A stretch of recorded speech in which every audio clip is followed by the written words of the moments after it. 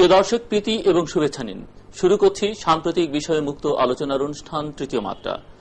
আজ আমাদের তৃতীয় মাত্রার অতিথি আমার বাদিকে আছেন বাংলাদেশ জাতীয়তাবাদী দল বিএনপি থেকে নির্বাচিত জাতীয় সংসদ সদস্য ইঞ্জিনিয়ার মোহাম্মদ শহীদুজ্জামান, এবং আমার ডান দিকে আছেন সাবেক রাষ্ট্রপতি হুসাইন মোহাম্মদ এরশাদের নেতৃত্বাধীন জাতীয় পার্টি থেকে নির্বাচিত জাতীয় সংসদ সদস্য মোহাম্মদ গোলাম হাবিব দুলাল।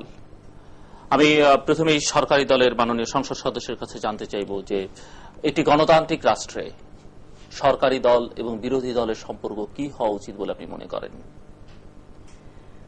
ধন্যবাদ আমাকে।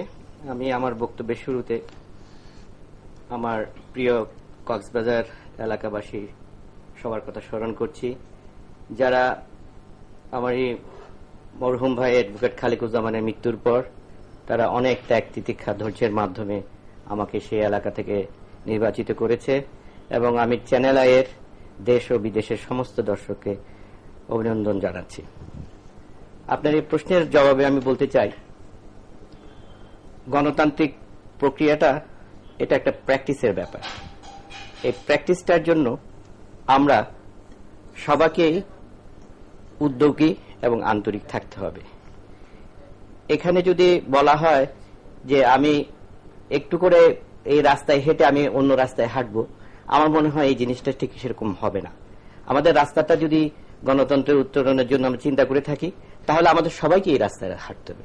তার জন্য আমাদের হয়তো কিছুটা ত্যাগ করতে হবে, কিছুটা ধৈর্য ধরতে হবে, এবং সেই ধৈর্য এবং ত্যাগের এবং আমাদের যদি সেই কমিটমেন্ট থাকে যে আলটিমেটলি আমরা গণতন্ত্রকে উত্তরণ ঘটাবো, আমি মনে করি এটা সম্ভব। আমি জানতে চাইছিলাম যে সরকারি দল এবং বিরোধী রাজনৈতিক দলগুলোর মধ্যে সম্পর্কটা কিরকম হওয়া উচিত, এবং আমি এই প্রশ্নটা আপনাকে কেন করলাম নিশ্চয়ই আপনি বুঝতে পারছেন। প্রথমত দুই পক্ষকে সহনশীল হতে হবে। আপনি কি মনে করেন যে আমাদের দেশের রাজনৈতিক দলগুলোর মধ্যে সেরকম সহনশীলতা আছে?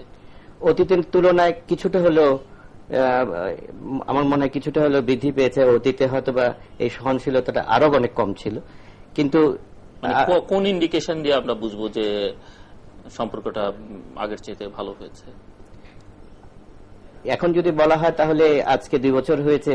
প্রথম দিকে বিরোধী দল ঠিক এক সময় গিয়ে তারা সংসদে এসেছে, কথাবার্তা বলেছে, হয়তোবা ওইটুকু সময় তারা আমি যে কথাটা বললাম যে সহনশীলতা এবং আমরা গণতান্ত্রিক প্রক্রিয়ার মধ্যে থাকবো, এই কমিটমেন্টের প্রতি তারা ছিল। যাই হোক, তারা তাদের সবসময় একটা দাবি থাকে, তাদেরকে বলতে দেওয়া হয় না। তাদের কথা প্রসঙ্গে তারা অনেকগুলো ওয়াকআউট করেছে, পরবর্তীতে তারা সংসদ ত্যাগ করেছে। কিন্তু আবার কিন্তু তারা ওই আগের প্রক্রিয়ায় ফেরত যাচ্ছে, সেটা হচ্ছে সংসদ থেকে বের হয়ে তাদের কার্যক্রম চালানো। আমি এখনো আশাবাদী, যদি তাদের বক্তব্যের মধ্যে আমাদের সরকারি দল সংসদে স্পিকার সাহেবের সাথে তাদের যে কথাবার্তা, তারা যদি সেটা মনে করেন আরো এগিয়ে নেওয়া দরকার, প্রয়োজন, সেটা কিন্তু এখনো সুযোগ আছে। আমি আশাবাদী। মাননীয় বিরোধী দলীয় সংসদ সদস্য, আমি তো বিরোধী দলই বলবো আপনাদেরকে। অবশ্যই বিরোধী দলই বলবেন। আপনি ওনার সঙ্গে আমার কথোপকথন শুনলেন নিশ্চয়ই। আমার একই প্রশ্ন আপনার কাছে, যদি আপনার কোনো সংযোজন করবার থাকে সেটিও করতে পারেন, কোনো ওনার সঙ্গে ভিন্ন মত পোষণ করেন সেটিও করতে পারেন। একটি গণতান্ত্রিক রাষ্ট্রে, আমরা আমাদের রাষ্ট্রটিকে গণতান্ত্রিক বলছি, আস্তে আস্তে গণতন্ত্রের আরো বিকশিত হচ্ছে এই রাষ্ট্রে, সরকারি দল এবং বিরোধী দলের সম্পর্কটা কিরকম হওয়া উচিত এবং বাংলাদেশে বর্তমানে বাস্তবতাটা কি? ধন্যবাদ আপনাকে, আর সেই সঙ্গে চ্যানেল আইকে। আর আমিও ধন্যবাদ জানাই আমার এলাকাবাসীকে, যারা আমাকে নির্বাচিত করেছেন, নির্বাচিত করে তাদের প্রতিনিধিত্ব করার জন্য সংসদে পাঠিয়েছেন। তাদের প্রতিনিধিত্ব অর্থাৎ জনগণের প্রতিনিধিত্ব। আর একটা ডেমোক্রেটিক দেশে জনগণ সরকার চালাবে। আপনি যে প্রশ্নটা করেছেন খুবই একটি তাৎপর্যপূর্ণ প্রশ্ন এবং খুবই গুরুত্বপূর্ণ প্রশ্ন। আমি মনে করব আজকের এই প্রেক্ষাপটে, যেখানে সরকারি দল এবং বিরোধী দলের মধ্যে একটা সংঘাত লেগেই থাকে, কিন্তু আমাদের এই কথা মনে রাখতেই হবে, জনগণ ভোট দেয়। জনগণ ভোটের মালিক শুধু নয়, তারা দেশেরও মালিক। দেশ পরিচালনা যারাই করবে তারা জনগণের প্রতিনিধিত্ব করবে, সে সরকারি দল বিরোধী দল হোক। কিন্তু যে দল সরকার গঠন করে, তারা যদি সরকারি দলে এসে মনে করে শুধুমাত্র তারাই দেশ চালাবে, তাহলে যে জনগণ বিরোধী দলীয় প্রার্থীদেরকে ভোট দিল, অর্থাৎ দেশের একটা বৃহৎ অংশ বৃহত্তর বলবো না, বৃহৎ অংশ তো বিপক্ষে থাকে, বিরোধী দলের সঙ্গে থাকে, তারা ভোট দেয়। তাহলে তাদের প্রতিনিধিত্ব থাকে কোথায়? কাজে তাদের প্রতিনিধিত্ব থাকার জন্যই সরকার পরিচালনায় জনগণ যাদের ভোট দিয়েছে বিরোধী দলীয় নেতা হিসেবে, বিরোধী দলীয় এমপি হিসেবে তাদের, এবং জনগণ যাদের ভোট দিয়েছে সরকার গঠন করেছেন যারা, সৌভাগ্যক্রমে যারা, তাদের সবারই সমান দায়িত্ব থাকবে জনগণের প্রতি দায়বদ্ধতার জন্য। এবং এই দায়বদ্ধতার কারণেই আমরা গণতন্ত্র উত্তরণ ঘটাতে পারবো। আমরা যদি মনে করি যে জনগণ হচ্ছে সকল ক্ষমতার উৎস এবং তারা দেশের মালিক, তাহলে কিন্তু একটা জিনিস ক্লিয়ার হয়ে যায়, পরিষ্কার হয়ে যায়। সেই সরকারি দল হোক, বিরোধী দল হোক, অথবা নিরপেক্ষ দল হোক, তাদের কাছে পরিষ্কার হয়ে যায় যখন জনগণ ক্ষমতার মালিক, জনগণ দেশের মালিক, তখন আমরা ক্ষমতায় যাই বা ক্ষমতা নাই যাই, জনগণের স্বার্থটা দেখতে হবে, তাদের কথাটা বিবেচনা করতে হবে। তারা কি চান? তারা যা চান সরকার পক্ষকে সেই অনুযায়ী চলতে হবে, বিরোধী দলকেও সেই অনুযায়ী চলতে হবে। তাই আমি বলবো জনগণ তো দেশের উন্নতি চান, জনগণ তাদের দেশের কল্যাণ চান, উন্নতি নিজেদের চান। কল্যাণ চান। তাই আমি বলবো সরকার পরিচালনায় যারা সৌভাগ্যক্রমে সরকার তৈরি করে, শুধু আজকের সরকারের কথাই বলবো না, অতীতের সরকার বা ভবিষ্যতের সরকার যারা তৈরি করবেন সবার জন্যই এই কথাটা সমভাবে প্রযোজ্য হবে। যারা সরকার তৈরি করেন তারা যেন মনে করেন যে তারা যেমন জনগণের প্রতিনিধি হয়ে এসছেন, বিরোধী দলে যারা এমপি আছেন তারাও জনগণের প্রতিনিধি হয়ে আসছেন, সেই জনগণ যে জনগণ দেশের মালিক। তাই আমি বলবো যারাই সরকার তৈরি করুন না কেন, তাদেরকে বিরোধী দলীয় এমপিদেরকে পূর্ণ মর্যাদা দিতে হবে। মর্যাদা এই অর্থে, অর্থাৎ সরকার পরিচালনায় তাদের অংশগ্রহণটা নিশ্চিত করতে হবে, বিরোধী দলীয় হিসাবেই নিশ্চিত করতে হবে। আপনি কি মনে করেন সেটি এখন হচ্ছে? না, আমি মনে করি না সেটা হচ্ছে বলে আমি মনে করি না, এবং লেশ মাত্র নেই বলে আমার মনে হয়। কেন মনে করছেন? এটা হচ্ছে গিয়ে আপনি দেখেছেন আমরা যখন কথা আসছে সংসদে, এর আগে আমার শ্রদ্ধেয় মাননীয় সংসদ সদস্য কক্সবাজার থেকে নির্বাচিত এবং আমার খুবই ঘনিষ্ঠ, উনি বলেছেন আজকে যে ঘটনাটা ঘটেছে, দেখুন সেই আমাদের প্রথম অবস্থা থেকেই যদি ধরি, তত্ত্বাবধায়ক সরকারের আমলগুলো থেকে যদি ধরি, সে 1991 সাল থেকে ধরি, 1991 সালে যে দল সরকার গঠন করলো, কিছুদিন চালাবার পর অন্য দল সেটা বর্জন করলেই শুধু নয়, আন্দোলন শুরু হয়ে গেল। পরবর্তী 1996 সালে যে দল সরকার গঠন করলো, আবার সেই আগের দল যারা ক্ষমতায় ছিল তারা 2 বছর পর একই প্রক্রিয়া অবলম্বন করলো। এখন আবার 2001 সালে যারা সরকার গঠন করেছে, 2001 সালে আগে যারা সরকারে ছিল তারা একই অবস্থায় ফিরে গেছে। কথা হচ্ছে গিয়ে তাহলে তাই যদি হয় তাহলে বিরোধী দল, আমি একটা তথ্য আপনাকে দিতে চাই, সিম্পল তথ্য, সবাই জানেন বিএনপি লোক ভোট দিয়েছে 40% এর কিছু বেশি, এবং আওয়ামী লীগকেও লোক ভোট দিয়েছিল 40% কিছু বেশি, এবং আমাদের জাতীয় পার্টি হোসেন মোহাম্মদ এরশাদের নেতৃত্বাধীন জাতীয় পার্টিকে ভোট দিয়েছিল প্রায় 8% এর মতো। আচ্ছা ধরুন যারা বিরোধী দল, আমাদের ধরুন 40% এবং 8% যারা বিরোধী দল আছে বলতে হয়, এদের যদি আপনি অ্যাকাউন্টে না নিয়ে আসেন, এদেরকে যদি বিবেচনা না নিয়ে আসেন, এই যে আপনার ধরুন 48% পিপল, 48% জনগণ, তাদের প্রতিনিধিত্ব থাকলো কোথায়? তাদের তো প্রতিনিধিত্ব থাকলো না। তো এখন তাই আমি বলবো যারা সরকার চালান তাদেরকে যেভাবে সহিষ্ণু হতে হবে, তাদেরকে যেহেতু অন্যের মতবাদের প্রতি তাদের যেভাবে তাদের সম্মান প্রদর্শন করতে হবে, যারা বিরোধী দলে থাকেন তারা বিরোধী দল থাকলেই যে বিরোধিতা করতে হবে, এখানে একটা কথা বলতে চাই, আমি মনে হয় শেষ করলে ভালো হয়। যারা বিরোধী দলে আছেন তারা বিরোধী দলে আছেন বলেই সবসময় সরকার বিরোধিতা করতে হবে, এই কথাও সঠিক আমি বলবো না। আমি তখনই বলবো বিরোধিতা যখনই সরকার জনগণের বিপক্ষে কোনো কার্যক্রম যদি সরকার পদক্ষেপ নেয় যেটা জনগণের স্বার্থের বিপক্ষে যাবে, তখন বিরোধী এবং ভালো কাজ যেটি সরকার উদ্যোগ নেবে সেটিতে সহযোগিতা করা উচিত, সেটা নিশ্চয়ই সকলের সমর্থন।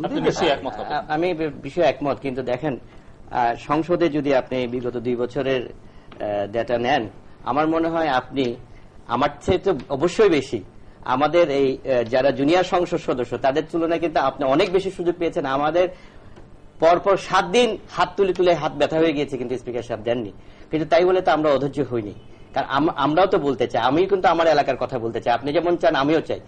আমি যদি সরকারি দলের থেকে আমি মনে করবো যে আমি বেশি পাবো, কিন্তু আমি যদি সেটা না মনে করে থাকি, আমি এই যে ধৈর্য ধরলাম, কিন্তু আপনারা যদি মনে করেন যে এই হঠাৎ একদিন তুললেন সেদিনই দিল না, সেদিনই বললেন যে দেওয়া হলো না, এই ধরনের যদি কমেন্ট করা হয়, এই কমেন্টগুলি করা, এবং শুধু তাই নয়, আমাদের সংসদীয় কমিটিতে প্রত্যেকটি জায়গায় কিন্তু বিরোধী দলের জন্য এখনো দুজন করে পদ কিন্তু রেখে দেওয়া হয়েছে। এবং সিপিএ সম্মেলনে নিয়ে যেটা হয়েছে রিসেন্টলি, সিপিএ সম্মেলনে ওনারা বলেছে ওনাদেরকে থাকার কথা এবং ওনারা কাউকে কাউকে বাদ দেওয়ার কথা, সবগুলি কথাই কিন্তু শোনা হয়েছিল। ওনারা অবশ্য ছিলেন, হ্যাঁ আমরা ছিলাম, কিন্তু আপনি যে কথা বলছেন প্রধান সেটা বিরোধী দল একটু ছিল। তাহলে আমরা একটু রেফারেন্স টানতেই হয়, হয়তো যারা সম্মানিত টেলিভিশন দর্শক তাদের কাছে একটা কথা খটকা লাগতে পারে যে আমি সম্ভবত বৃহৎ বিরোধী দলের প্রধান বিরোধী দলের প্রতিনিধি করছি, তা নয়। আমি কিন্তু আমার নিজস্ব দৃষ্টিভঙ্গি থেকে আমি আমার কথাটা বলছি। যে কথাটা আবারও আসছে সেটা হচ্ছে কি, আপনি যেটা বলেছেন যে সরকারি দল এবং বিরোধী দলের মধ্যে সমঝোতা নিয়ে সমানভাবে রাষ্ট্র পরিচালনার জন্য সবার সমান সম্পৃক্ততা থাকে, ভূমিকা থাকে। আপনি দেখুন, আপনি যেটা বলছেন যে আপনি হয়তো সময় কম পেয়েছেন এই কথা বলছেন, এখন যদি হিসাব করে দেখেন আপনারা সংসদে যতগুলো এমপি আছেন, যদি আপনাদেরকে সময় সেভাবে দিতে হয় আপনার, তাহলে কিন্তু বিরোধী দলের কোনো সময় কিন্তু পাবে না। এই সময়ের কথা বাদই দিলাম, কথায় আসতে হবে। বড় কথা যেটা, সেটা হচ্ছে কি, রাষ্ট্র পরিচালনায় অথবা আইন প্রণয়নে অথবা নৈমিত্তিক যেগুলো ঘটনা প্রবাহ থাকে সেগুলোর আলোচনা নিয়ে সিদ্ধান্ত গ্রহণে সরকারি দল কতখানি বিরোধী দলের মতামত গ্রহণ করে, বিরোধী দলের সেন্টিমেন্টকে গ্রহণ করে সে কাজগুলো সম্পাদন করছে, সেটাও বড় কথা। আপনি নিশ্চয়ই খেয়াল করে দেখেছেন যে আইনগুলো প্রণীত হচ্ছে, আইনগুলো যারা তৈরি করে নিয়ে আনছে, যে আইনগুলো এসে বিলগুলো আসতেছে, যে বিলগুলো আসতেছে বিলের উপর আলোচনা হচ্ছে, আলোচনা হয়ে আমরা যতগুলোই সংশোধন দেই না কেন, আপনি নিশ্চয়ই অনুগ্রহ করে মনে রাখবেন, মনে করবেন, ইউ উইল কাইন্ডলি রিমেম্বার, যে আজ পর্যন্ত একটিও সংশোধনী গৃহীত হয় নাই, যদি অনেকগুলি সংশোধনী খুবই প্রয়োজনীয় ছিল, এমনকি বানান ভুল পর্যন্ত ছিল, সেন্টেন্সের ফ্রেমিং এ পর্যন্ত ভুল ছিল, তথাপিও আমাদের উত্থাপিত কোন বিলের সংশোধনী সরকারি দল গ্রহণ করেনি। বানান ভুল এবং এগুলি কিন্তু ওইভাবে ঠিক করে করা হয়। আপনি বলেছেন এটা কিন্তু মাননীয় মন্ত্রী যিনি দায়িত্বে ছিলেন, কোন কোন সময় মাননীয় মন্ত্রী আইন ও বিচার বিষয়ক মন্ত্রী ছিলেন, কোন কোন সময় অন্য মন্ত্রণালয়ের মন্ত্রীরা তাদের বিল উত্থাপন করেছেন। আমি যখন বিলের অ্যামেন্ডমেন্ট দিয়েছি যেখানে ভুল ছিল, যেটা সবার চোখে পড়েছে, এমন ভুল গ্রহণ না করে শেষ পর্যন্ত মাননীয় মন্ত্রী রেফার করেছেন স্পিকার সাহেবের কাছে। স্পিকার সাহেব তার বলেছেন যে আপনার ক্ষমতা অনুযায়ী আপনি এটা কারেক্ট করে নিতে পারেন, কিন্তু তার এইটা যে মন্ত্রী মহোদয় কথা বললেন, তার অন্তত এইটুকু ঔদার্য দেখানো উচিত ছিল যে ভুলটা এসছে সে ভুলটা স্বীকার করা, কিন্তু সে ভুলের দায়িত্ব তো তিনি নিতে পারেন না। ভুলটা তৈরি হয়েছে হয়তো প্রিন্টিং এ, ভুলটা তৈরি হয়েছে যারা ফ্রেম করেছে তারা, ভুলটা তৈরি হয়েছে ব্যুরোক্রেটিক সিস্টেমে, ভুলটা তৈরি হয়েছে অ্যাসিস্ট্যান্ট সেক্রেটারি অথবা ডেপুটি সেক্রেটারি লেভেলে ভুল হয়েছে। সেই ভুলের দায়িত্ব কেন মাননীয় মন্ত্রী গ্রহণ করবেন?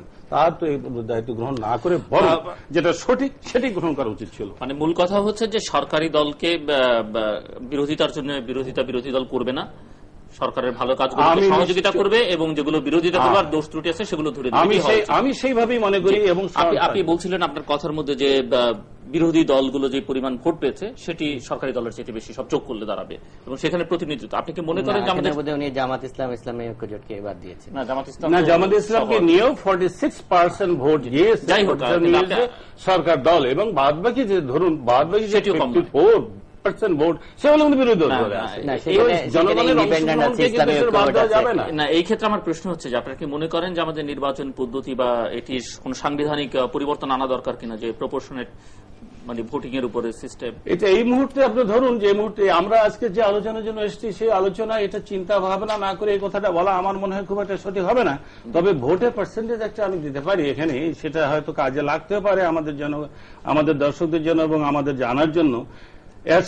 আমরা অর্থাৎ এরশাদ সাহেবের নেতৃত্বাধীন জাতীয় পার্টি আমাদের ভোট, এবারের ভোট 2001 সালে ভোট ছিল, ভোট পেয়েছি আমরা 7.25%, আওয়ামী লীগ পেয়েছে 40.13%, বিএনপি পেয়েছে 40.97%, জামাত ইসলামী বাংলাদেশ পেয়েছে 4.28%, বিজেপি পেয়েছে 1.12% এবং ইসলামী ঐক্যজোট তারা পেয়েছে 0.60%। আর জোট পেয়েছে সব মিলিয়ে 46। হ্যাঁ, জোট পেয়েছে 46% সব মিলিয়ে, হ্যাঁ প্লাস 46 প্লাস। তাই আমি বলবো যে জনগণের কথা এখানে কিন্তু একটা বড় পেজ একটা ডেমোক্রেটিক সিস্টেমে যদিও ভোট 50%-এর বেশি হতে পারে বিরোধী দলে, কিন্তু যদি তাদের নির্বাচিত প্রতিনিধির সংখ্যা 151 না হয়, আমাদের যেহেতু 300 প্রতিনিধির আমাদের সংসদ, যদি তা না হয় তাহলে তো তার সরকার তৈরি করতে পারবে। সবাই মিলিয়ে আমরা সংবিধান এই পদ্ধতি চালু করি। Right. আপনার কাছে আমার এখন অন্য প্রশ্ন। বাংলাদেশ স্বাধীন হয়েছে আজকে 32 বছর। আমি যদি দেশের একজন আইন প্রণেতা হিসেবে, দেশের একজন মানে রাজনীতিবিদদের মধ্যে শীর্ষ 300 জন মানুষই আমরা ধরে নেব যে জনগণের প্রতিনিধি 300 জন আছে, আপনি কি মনে করেন যে গত 32 বছরে বাংলাদেশের প্রধান প্রধান অর্জনগুলো কি? আসলে এটা বিচ্ছিন্নভাবে অনেক কিছুই হয়তো আমি বলছি, যদি আপনি যদি উল্লেখযোগ্য অর্জন, স্বাধীনতা আমাদের একটি অর্জন, আমরা এই জাতির সব সময়ের জন্য অর্জন, বড় অর্জন। আপনি এরপরে কি মনে করেন যে অনেক বিষয় নিয়ে আমরা তর্ক বিতর্ক করেছি, স্বাধীনতার সাথে সার্বভৌমত্বটা রাখা সেটা একটা বড় ব্যাপার, আমরা এই পর্যন্ত রেখে এসেছি। আমাদের যদিও আশেপাশের অন্যান্য দেশের একটা প্রভাব বা আসার কথা ছিল, সেটাকে আমরা এই পর্যন্ত, যদিও বিগত বেশ কিছুদিন ধরে মাঝে মধ্যে হঠাৎ করে হয়তো বা বিভিন্ন বর্ডারে কিছু টুকটাক দেখা যায়, কিন্তু তারপরও অন্তত এই সরকার আসার পর যথেষ্ট বোল্ডলি এই সিচুয়েশনগুলি হ্যান্ডেল করা হয়েছে। এবং আপনি এই কিছুদিন আগে আমাদের পানি সম্পদ মন্ত্রী এই যে ভারতে যে একটা নদী সংযুক্তির যে একটা প্রকল্প তৈরি করছে, সেটার ব্যাপারে আমাদের মতামতটা জানিয়ে এসেছেন এবং স্ট্রংলি তিনি প্লেস করেছেন ওখানে গ্রহণ করার জন্য। তা আমি মনে করি যে আমাদের একটা দেশের একটা চালিকা শক্তি থাকা উচিত, যে দেশটাকে আগাতে হবে। আমরা একটা নির্দিষ্ট জায়গায় আমরা যাব। আজকে আমরা উন্নয়নশীল দেশ হিসাবে আমরা কি একই জায়গায় থেকে যাব, না আমরা অগ্রগামী হব। সেই এখন বিশ্ব কেউ কিন্তু বসেনি। আপনি এদিকে ধরেন চায়না থেকে ধরে করে সবাই কিন্তু অনেক উপরে উঠে গিয়েছে। মালয়েশিয়ার কথা এত জানিনি, এখন মালয়েশিয়া এই আমাদের এশিয়ার এই জায়গার সবচেয়ে শক্তিশালী এবং সবচেয়ে উন্নত দেশ হিসেবে মালয়েশিয়াকে ধরা হয়। তো সেখানে যদি হিরোশিমা দ্বিতীয় বিশ্বযুদ্ধের পর যদি জাপান আজকে এই অবস্থায় আসতে পারে, আমাদেরও তো অনেক আগানো উচিত ছিল। হয়তোবা 32 বছরের ইতিহাসে ধরলে আমরা কিন্তু অতটা আগাতে পারিনি যতটা আগানো উচিত ছিল বলে মনে করি। তাতে আমি বলতে পারি যে যখন দেশটি জন্মগ্রহণ করলো, একটি শিশু জন্মগ্রহণ করার পর তাকে ঠিকমতো লালন পালন করে বেড়ে ওঠার দায়িত্ব কিন্তু পিতামাতার। সেরকম দেশটাকেও ওই অবস্থায় কিন্তু ঠিক দিক নির্দেশনা দিয়ে ঠিক মতো গাইড করে বড় করার মতো কিন্তু পরিবেশ পরিস্থিতি ছিল না, যার ফলে প্রাথমিকভাবেই আমরা কিন্তু বেশ কিছুটা পিছিয়ে পড়েছিলাম। এরপর শহীদ রাষ্ট্রপতি জিয়াউর রহমানের সময় আমরা দেখেছি দেশের তিনি যথেষ্ট ডাইনামিক ভাবে আধুনিক বাংলাদেশ গড়ার কাজে উনি কিন্তু মন প্রাণ দিয়ে অক্লান্ত পরিশ্রম করে দিয়েছেন। তারই ফলশ্রুতিতে যে অবস্থায় 75-এর আগে প্রেক্ষাপট ছিল, সেই প্রেক্ষাপট কিন্তু কিছুটা হলেও থমকে দিয়ে তিনি আরেকটি ডাইমেনশনে কাজ শুরু করেছিলেন, অগ্রগতির, প্রগতির, উন্নয়নের। এবং সে কারণেই আজকে যদি আমরা বাংলাদেশে 2003 সালে দাঁড়িয়ে কথা বলি, আমার মনে হয় ওই ক্ষণকালের সময় যে শহীদ রাষ্ট্রপতি জিয়াউর রহমান যে আমাদের জন্য যে ফাউন্ডেশন, যে বেসগুলি দিয়ে গিয়েছিলেন, সেটার উপর ভিত্তি করে কিন্তু আমরা এতটুকু আগাতে পেরেছি। তার সাথে সাথে এখন আধুনিক যুগ হিসাবে আমাদের আইটি সেক্টরের ব্যাপারে বলতে হয়, এই সেক্টরটা আমরা পিছিয়ে যাওয়ার কথা ছিল, অনেক কারণেই পিছিয়ে যাওয়ার কথা ছিল, কিন্তু আপনি যদি খেয়াল করে দেখবেন এখন অতি সম্প্রতি আমাদের হাইটেক আইটি পার্ক নির্মাণ হয়েছে, এখন অলরেডি 40টা প্রতিষ্ঠান সেখানে চলে এসেছে এবং যথেষ্ট ইন্টারেস্ট ক্রিয়েট হয়েছে। এবং শুধু তাই নয়, আমাদের দেশ থেকে বিভিন্ন আইটি এক্সপার্ট বিভিন্ন দেশে গিয়ে খুব সুনামের সাথে তাদের এই যে যখন বলে যে সে এই আইটি এক্সপার্টটা কোথা থেকে এসেছে, বাংলাদেশ থেকে এসেছে, অবশ্যই একটি অর্জন আমাদের হয়েছে। এবং আপনাকে আরেকটি সাফল্যের কথা বলি, শিক্ষার ক্ষেত্রে এই খুবই অতি সম্প্রতি ও লেভেলে আমাদের বাংলাদেশের একজন ছাত্র সারা পৃথিবীতে ইংলিশে সর্বোচ্চ মার্কস পেয়েছে। এইটার পিছনে নিশ্চয়ই আমাদের শিক্ষা ব্যবস্থায় যারা শিক্ষা ব্যবস্থায় জড়িত আছেন, শিক্ষকরা আছেন, অভিভাবকরা আছেন, সবাই এই পরিবেশ পরিস্থিতি সৃষ্টি করার পিছনে আজকে নিশ্চয়ই একদিনে হয়নি। এটা আমি মনে করি আমাদের চলমান প্রক্রিয়ার একটা প্রতিফলন আমরা দেখতে পাচ্ছি। আপনি কি মনে করেন যে এই 32 বছরে বাংলাদেশের মানুষ কি অর্জন করতে পারলো? বলেছেন যে প্রধান সেটি হচ্ছে যে আমরা আমাদের সার্বভৌমত্বকে অক্ষুণ্ণ রেখেছি এবং আমাদের যে পরিমাণে এগিয়ে যাওয়া দরকার ছিল, কথা ছিল, সেটি আমরা পারিনি ডিউ টু রাজনৈতিক ব্যর্থতাই বলতে হবে। ওনার কথা যে উনি যে ইঙ্গিত দিয়েছেন যে প্রাথমিক অবস্থায় আমরা একটি হোঁচট খেয়েছি। হোঁচট খেয়েছি। আর আপনার এই সূত্র ধরে আমি বলতে চাই, আমাদের স্বাধীনতা এবং সার্বভৌমত্ব তা যার জন্য আমরা সংগ্রাম করেছিলাম, যুদ্ধ করেছিলাম, মুক্তিযুদ্ধ করেছিলাম, স্বাধীনতা অর্জন করেছি সেই 1971 সনে। স্বাধীনতা অর্জনের পরে সত্যিকার অর্থে আমাদের আরো বহুল এবং ব্যাপক উন্নয়ন হওয়ার কথা ছিল, উন্নতি হওয়ার কথা ছিল। দেশের সার্বিক উন্নতি সে সকল ক্ষেত্রেই, বিজ্ঞান বলুন, প্রযুক্তি বলুন, ব্যবসা বলুন, বাণিজ্য বলুন, আমাদের সংস্কৃতি বলুন, সব দিক থেকে শিল্প বলুন, সব দিকে আমাদের যে পরিমাণ উন্নতির প্রয়োজন হওয়ার আশা করা গিয়েছিল তা হয়নি। কিন্তু তবুও যতটুকু হয়েছে উনি মেনশন করেছেন, বিভিন্ন সময় বিভিন্ন সরকার এসছেন, তারা কিছু কিছু উন্নতি করে গেছেন। আমি বলবো একটা কথা, হোসেন মোহাম্মদ এরশাদের সময়ের কথা আমি একটু বলি। উনি আপনাদের শাসনকালের কথা, আমার শাসনকাল মানে হোসেন মোহাম্মদ এরশাদ, সে সময় আমি জাতীয় পার্টিতে ছিলাম না, তাই কাজে কাজে আমি সেটাকে দাবি করব না যে আমার শাসনকাল। আপনার শাসন তবে আমাদের শাসনকাল আমি বলবো না, দলে, হ্যাঁ, জাতীয় পার্টির দলের শাসনকালের কথাই বলবো। আমি সেখানকার ব্যর্থতা এবং সেখানকার সফলতা সম্পর্কে বিস্তারিত বলতে চাচ্ছি না। জাতীয় পার্টির দুঃসময়ে জাতীয় পার্টিতে যোগ দিয়েছি, আমি দুঃসময়ে জাতীয় পার্টিতে যোগদান করেছি। জাতীয় পার্টির সেই সময় দেখুন, সেই সময় জাতীয় পার্টির আমলে তারা যে উন্নয়ন কর্মসূচিগুলো নিয়েছিল, আজকেও রাস্তায় পথে প্রান্তরে যেখানে যাবেন অনেকেই বলবে জাতীয় পার্টির সময় দেশে বহু উন্নতি হয়েছে। রাস্তাঘাট নির্মাণ থেকে শুরু করে অনেক কিছুতে উন্নয়ন হয়েছে। ঢাকা শহরের কথা ধরুন, ঢাকার যে বন্যা প্রতিরোধ বাঁধ, ফ্লাড অ্যাকশন প্ল্যান, এগুলো কিন্তু হোসেন মোহাম্মদ এরশাদের আমলে হয়েছিল। তিনি ঢাকাকে তিলোত্তম বানাতে চেয়েছিলেন, ঢাকা তিলোত্তম নগরী, অনেকগুলো পদক্ষেপ গ্রহণ করেছিলেন, তা হয়েছিল। আরো একটাও কথা শুনুন, যে যোগাযোগের ক্ষেত্রে ঢাকায় যে বৈপ্লবিক পরিবর্তন হয়েছিল সেটা হোসেন মোহাম্মদ এরশাদের আমলে হয়েছিল। আরও যে যোগাযোগের ব্যাপারে ঢাকা যানজট নিরসনের ক্ষেত্রে উনি 1988 সালে যে ফ্লাইওভার নির্মাণের যে পরিকল্পনা করেছিলেন, টেন্ডার হয়েছিল, কাজ শুরু হয়ে গেছিল, কাজ কয়েকটা জায়গায়, তখন সম্ভবত 6টা কি 8টা ফ্লাইওভার নির্মাণের কথা ছিল।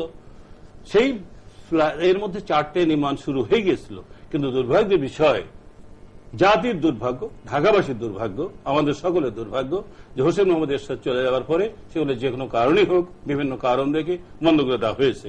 সেই কাজ হলো, সেই কাজ আজকে দীর্ঘ 14 বছর পরও আজকেও বাংলার মানুষ, বাংলাদেশের মানুষ, ঢাকার মানুষ কিন্তু সেই ফ্লাইওভার দেখতে পাচ্ছে না। এখন কাজ হচ্ছে। তাহলে আমরা পিছিয়ে গেলাম, কতদিন পিছিয়ে গেলাম? 14টি বছর আমরা কেন পিছিয়ে গেলাম? এই প্রশ্ন করতে হবে। এক সরকার আসবে, সেই সরকার যে ভালো কাজগুলো গ্রহণ করবে, পরবর্তী সরকারের সেগুলো নিশ্চয়ই ফলো আপ। মাননীয় প্রধানমন্ত্রী জাতির উদ্দেশ্যে বক্তৃতায় সেটি বলেছেন, সেগুলো ফলো আপ করতে হবে। কিন্তু হ্যাঁ, তিনি বলেছেন, এই কথাকে আমি স্বাগত জানাই এবং তার কথায় এবং আগামী দিনে হয়তোবা সে কথা এবং কাজে প্রতিফলন ঘটবে, কিন্তু অতীতে ঘটেনি। এই কাজগুলো, যে কাজগুলো ভালো কাজগুলো শুরু হয়েছিল, ভালো কাজগুলো বন্ধ করে দেওয়া হয়েছিল।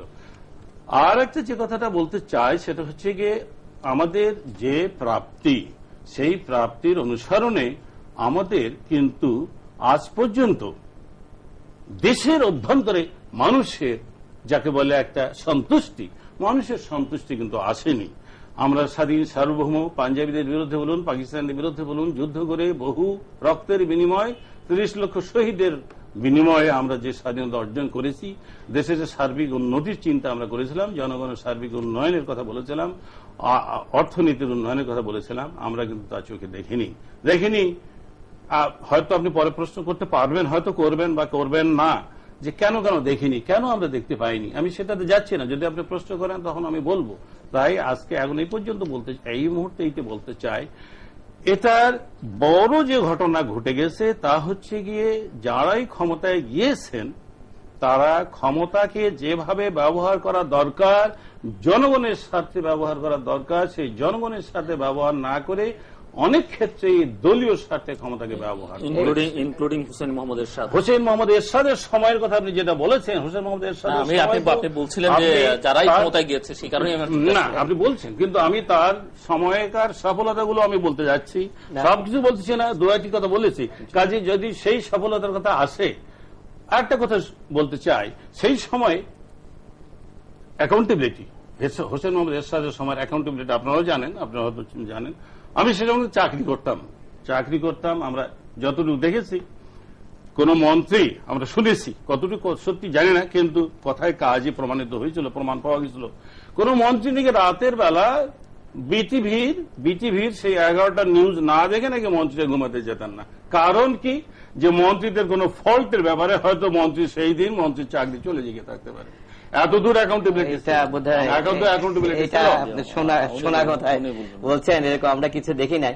আপনি আপনাদের প্রাক্তন প্রেসিডেন্ট হোসেন মোহাম্মদ এরশাদের কথা বলেছেন, কিন্তু সেই সময়কার আমি ছাত্র ছিলাম, সেই সময় শিক্ষার উপর আমাদের যে শিক্ষা বা শিক্ষার ক্ষেত্রে সে বিভিন্ন ইয়েতে শিক্ষা প্রতিষ্ঠানগুলি বারে বারে বন্ধ হয়ে গেছিল।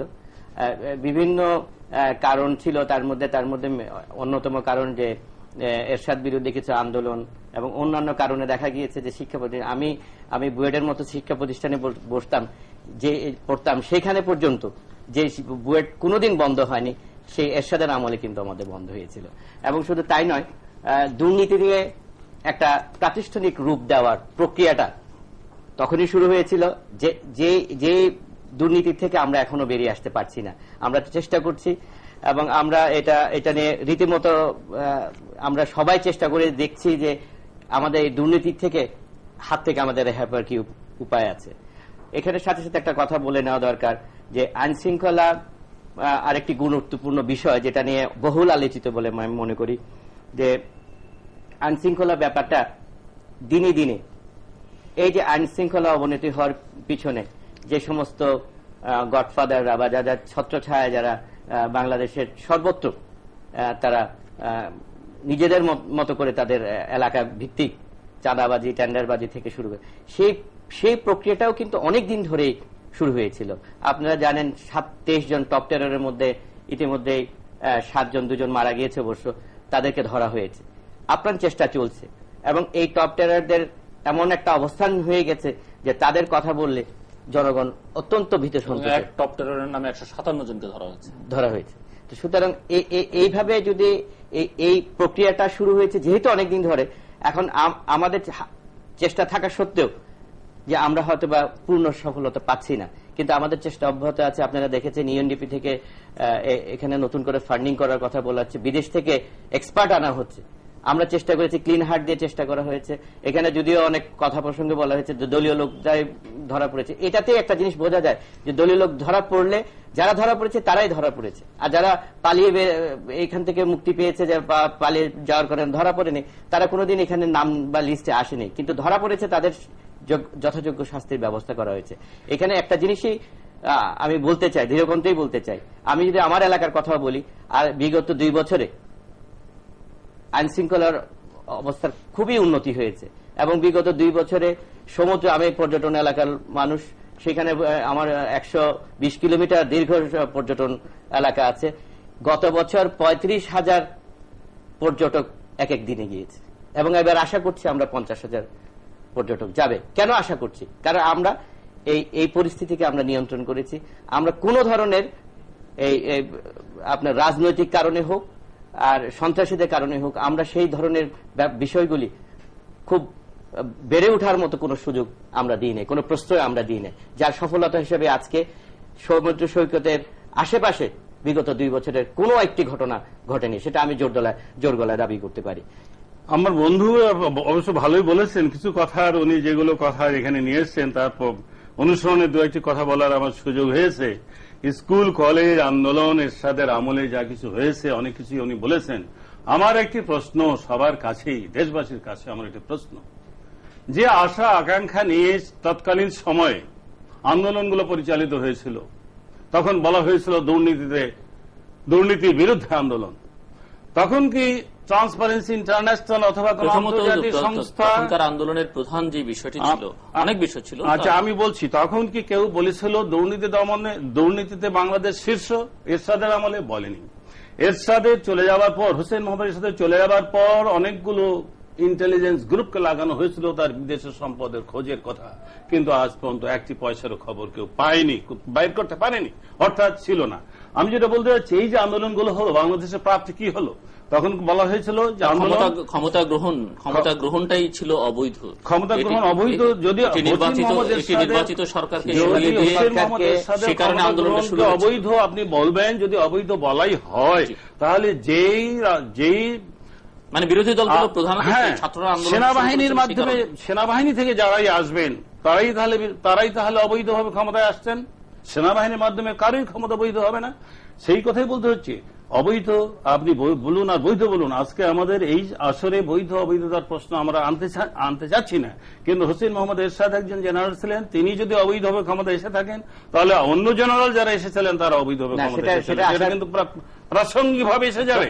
তারাও ক্ষমতায় কিন্তু বলতে পারবেন না যে জনগণ তাদের ভোট দিয়ে নিয়ে এসছেন। আমি যেটা একটু বলি, আমি একটু কথা শেষ করি।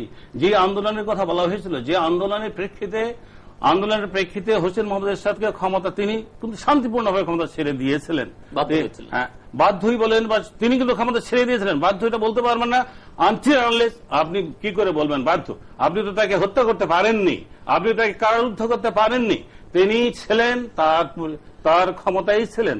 যদি কারারুদ্ধ পরে হয়েছেন, উনি ক্ষমতা হস্তান্তর যখন করেছেন তখন তিনি একজন ভাইস প্রেসিডেন্ট নিয়োগ করেছিলেন, তিনি অর্থাৎ সর্বময় ক্ষমতার অধিকারী তিনি ছিলেন। তখনও বাংলাদেশের সর্বময় ক্ষমতার অধিকারী ছিলেন বলেই তিনি একজন ভাইস প্রেসিডেন্ট নিয়োগ করতে পেরেছিলেন এবং তারই কাছে তিনি ক্ষমতা হস্তান্তর করেছিলেন। কাজে আপনি যদি বলেন তিনি বাধ্য হয়েছিলেন, আমি বলবো না, এটা সঠিক কথা নয়। তিনি বাধ্য হননি, তার উদারতার জন্য, তার সব মানসিকতার জন্য তিনি ক্ষমতা হস্তান্তর করেছিলেন। যা এইভাবে আজকে এটা বিশ্লেষণ আসছে এবং এসে যাচ্ছেই যে আজ থেকে 14 বছর আগে যে আন্দোলনের মাধ্যমে এরশাদ সাহেবের পর যে ক্ষমতা, যে সরকারগুলো আসলো, সেই সরকারগুলো আজকে দেশে কেন অশান্তি, আজও কেন দেশে অশান্তি, কেন দেশে শান্তি ফিরিয়ে আনতে পারলো না, কেন আজকে পরপর 3 বার কেন বাংলাদেশ দুর্নীতিতে শীর্ষস্থান অধিকার করে, কেন শীর্ষস্থান করে, কেন আজকে দুর্নীতিটা ক্যারি ওভার আমাদের এখানে ক্যারি ওভার হতে পারে। ক্যারি ওভার কিন্তু আমি যদি বলি যে ক্যারি ওভার, তাহলে ওটা বন্ধ না করতে পারলে ক্রেডিট যদি থেকে থাকে, আর যদি না পারা যায় তাহলে ডিসক্রেডিট। তাহলে যিনি তৈরি করেছিলেন, যদি সেই সময় তৈরি হয়, কিন্তু সাক্ষ্য প্রমাণে প্রমাণিত হয়নি যে তার সঙ্গে দুর্নীতি ছিল, সেটা সাক্ষ্য প্রমাণ প্রমাণিত হয়নি, কোন রিপোর্টও বেরিয়ে আসেনি যে তার সঙ্গে দুর্নীতি করেছে। কিন্তু এখন তো একটা আন্তর্জাতিক সংস্থা বলে দিচ্ছে যে বাংলাদেশ দুর্নীতি প্রথম। এটা তো আমাদের জন্য লজ্জার বিষয়। আমরা যদি বলি হ্যাঁ সে সময়, আবার একটু ভালো কথায় আছি, হ্যাঁ সে সময় দুর্নীতি ছিল, কাজে যে আজকে দুর্নীতি থাকবে, এবং সে সময় অল্প দুর্নীতি ছিল, আজকে বেশি দুর্নীতি করে শীর্ষে যাবে, তা তো হতে পারে না। সেটা তো গ্রহণযোগ্য হতে পারে না। মানুষ তো দুর্নীতি চায় না, মানুষ তো শান্তি চায়, মানুষ তো অশান্তি চায় না, সন্ত্রাস চায় না, মানুষ সন্ত্রাস নির্মূল চায়। এরশাদ সাহেবের কথাই আমরা এরশাদ সাহেবকে আজকে প্রতিষ্ঠিত করার জন্য অথবা তার শাসনকে ভালো বলার জন্য আসেনি, আমি অন্তত আসেনি, অথবা কোন সরকারের শাসন। যেহেতু আমি বলছি বাংলাদেশের মানুষের আজ পর্যন্ত সন্তুষ্টি আসে নাই, বাংলাদেশ যেভাবে পরিচালিত হয়ে আসছে এটাকে অনেক ভালোভাবে আরো পরিচিত হওয়া উচিত ছিল। তার মধ্যে আমি কম্পারেটিভলি দেখছি যে উন্নয়ন কর্মকাণ্ডগুলো এরশাদ সাহেবের সময় হয়েছিল, সেই উন্নয়ন কর্মকাণ্ডগুলোকে যেহেতু পরবর্তী সরকারগুলো বন্ধ করে দিল, আমি তাই বলবো পরবর্তী সরকারের কর্মকাণ্ড হোসেন মোহাম্মদ এরশাদের সরকারের কর্মকাণ্ডের চেয়ে নিকৃষ্ট ছিল। জন্য এখানে একটা বিষয় আপনি বোধহয় ভুলে যাচ্ছেন যে সেটা একটা স্বৈরাচার সরকার ছিল, এখন একটা গণতান্ত্রিক সরকার। এখানে অনেক কিছুই আলাপ আলোচনার মধ্যে হচ্ছে, সেখানে ডিসিশন মেকার একজনই ছিলেন, তিনি যেভাবে চেয়েছেন সেভাবেই হয়েছে। এবং স্বৈরাচার আপনি বলতে যাচ্ছেন, স্বৈরাচার কাকে বলবেন? তিনি 3টে ইলেকশন দিয়েছিলেন, ইলেকশন তো হয়েছে, ইলেকশন হয়েছে, প্যাটার্নটাও তো সবাই জানে, দেশবাসী জানে কি প্যাটার্ন। তারপরে 96 এর ফেব্রুয়ারি তো মনে হয় না, সাংবাদিক একটা ইলেকশন হয়েছিল যেখানে আমরা জানি, তখন আমি বলছি একটা লোক ভোট দিতে যায়নি, কিন্তু তবু তো সেটাকে নির্বাচন, তবু সেটাকে আপনারা আইনের বৈধতা দিয়েছিলেন যে নির্বাচন হয়েছে। যেখানে জনগণ অংশগ্রহণ করে না, সে যে সরকারের আমলি হোক, যে নেতার আমলি হোক, তাকে কোনোদিন নির্বাচন বলা সঠিক হবে না, তাকে নির্বাচন বলা উচিত নয়। তাকে বলা যেতে পারে নির্বাচনের প্রহসন করে 96-এ কিন্তু তা করা হয়েছিল। আমি কিন্তু বলতে চাচ্ছি না, আমি এইভাবে ওইটার সাথে আপনি 86 সনে বা 86 সনে যে আওয়ামী লীগের সাথে পাতানো নির্বাচন হলো সেটা কম্পেয়ার করে লাভ নেই, কারণ এটা 96-এ যেটা হয়েছে এটা সাংবিধানিক একটা প্রক্রিয়া এবং ধারার পার্ট হিসেবে এটা হয়েছে, যার ফলে আমাদের তত্ত্বাবধায়ক সরকারের কনসেপ্টটা এসেছে এবং তার পরবর্তীতে আমরা এসেছি। কথা হলো যে আমরা আসলে যদি চেয়ে থাকি যে দুর্নীতি মুক্ত থাকবো, সেটার জন্য কিন্তু এখন সমাজে যে অবস্থা দাঁড়িয়েছে তাতে কিন্তু আমাদের সবারই কঠিন এবং কঠোরভাবে পদক্ষেপ নিতে হবে এবং আমাদের সবাইকে বলতে হবে যে না, আমরা ওই রাস্তাটায় আমি যাব না, ওই দুর্নীতির রাস্তা আমাদের কোনো কিছু দরকার নেই, আমরা সঠিক রাস্তায়। উনি যেটি বলছিলেন যে সেটি হচ্ছে যে ওনাদের সময় যদি দুর্নীতি হয়েও থাকে, দেশ যত এগুচ্ছে দুর্নীতি তো কমে আসবার কথা, কিন্তু এখন দেখা যাচ্ছে যে আমরা সবকিছুই বেড়েছে, জনসংখ্যা বেড়েছে, চাহিদা বেড়েছে, সমস্ত কিছুই বেড়েছে। ওই সাথে সাথে দুর্নীতি ওনারা এমন, কিন্তু সব খারাপ জিনিসটা একই তাহলে বাড়তে থাকবে না, এটি কমিয়ে আনা হচ্ছে, এটি ভালো সরকারের দায়িত্ব, অবশ্যই দায়িত্ব। দুর্নীতি কমানোর জন্য চেষ্টা চলছে। আমি এখনো আমি সবকিছুর ব্যাপারে বলবো আমি আশাবাদী।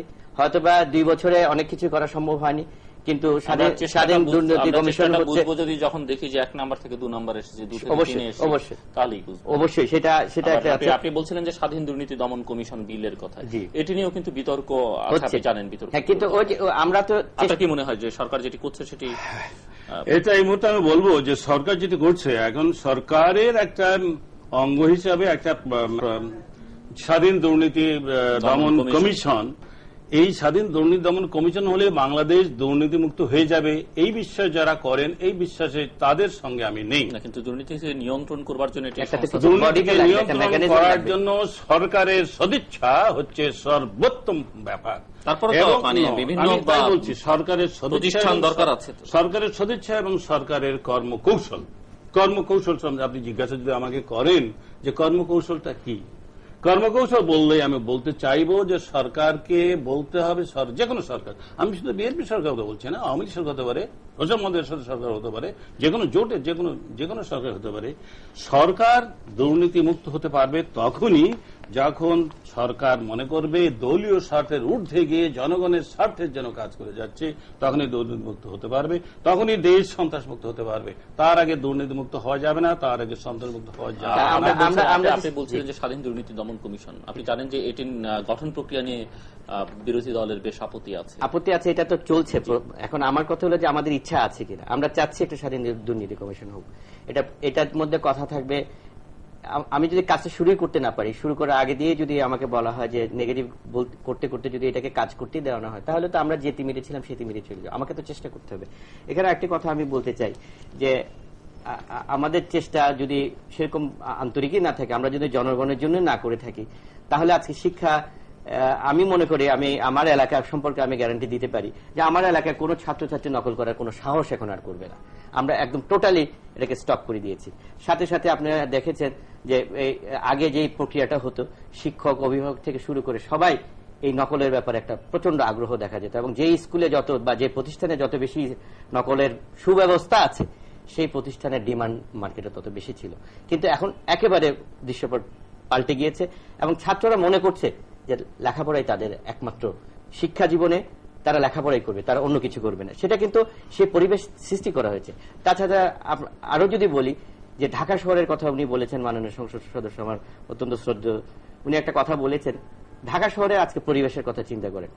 আজকে ঢাকা শহরে আপনি যে কোনো মুহূর্তে যে কোনো জায়গায় যদি আপনি বেরিয়ে আসেন, রাস্তা দিয়ে আপনি হাঁটতে পারবেন, কিছু ফুটপাত আছে, আপনার টুরিস্টের ইঞ্জিনগুলি নেই, পলিথিন নেই, যার ফলে আপনি যদি 5-10 মিনিট হাঁটার কথা চিন্তা করে হাঁটতে পারবেন। কিন্তু আপনি আজকে থেকে 1.5-2 বছর আগের কথা চিন্তা করে দেখেন, ঢাকা শহরে কিন্তু ঠিক মতো একজন ব্যক্তি হাঁটা তার জন্য অসম্ভব ব্যাপার ছিল। আপনি একটা টেম্পোর পিছনে, ওয়েটিক্সের পিছনে যদি 2 মিনিট থাকেন আপনি অসুস্থ বোধ করতেন। আজকে কিন্তু সেই পরিবেশ পরিস্থিতি নেই। পলিথিন, আমি মনে করি এটা বাংলাদেশের ইতিহাসে একটা বিশাল একটা অর্জন হিসেবে লেখা থাকবে, কারণ এটা আমাদেরকে কোন ধ্বংসের দিকে নিয়ে যাচ্ছিল সেটা জনগণ বুঝতে পেরেছে। জনগণের থেকেই এটা অত্যন্ত গ্রহণযোগ্যভাবে, এটা আন্তরিকভাবে গ্রহণ করেছে এবং বর্জন করেছে পলিথিন। এবং তার সাথে সাথে আমরা এখন পরিবেশের বিভিন্ন ঔষধি গাছ থেকে শুরু করে বিভিন্ন বনায়নের জন্য